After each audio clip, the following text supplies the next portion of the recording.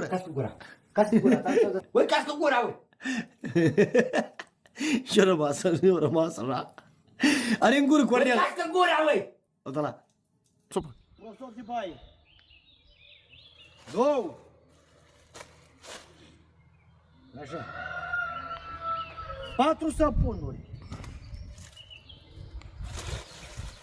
Hârtie igienică. 1 pentru G. 2. Este. O, dar să anunță vremuri cășoasă? Și să pun lichid de luat? O luat, trebuie să pună lichid. Da. Știi care treaba? Uite, vezi dacă n-avem dulăpioare, le puneam acum. N-am găsit la Aga, când ne-am dus la German, nu ne-am uitat după 2 dulăpioare și nu mai nichiriam. Ne-am dat seama.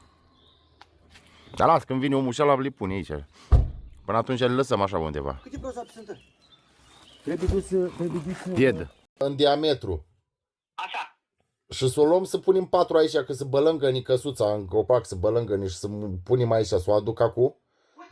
E bun? Dă-o leacă. Păi dar trebuie pusă. Că... Păi asta zic, dar e bună cât e 6 pe 6?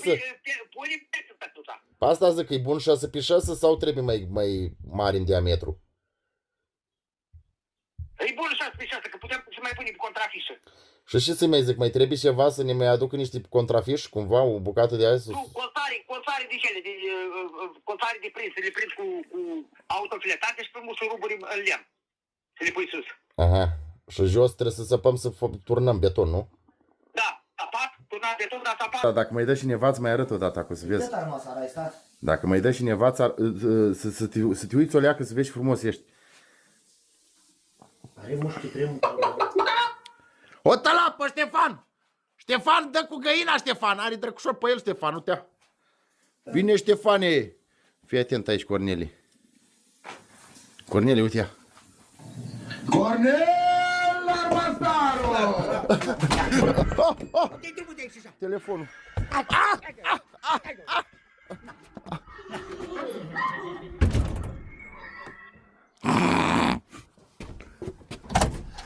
Stai! Stai, uite, dracule!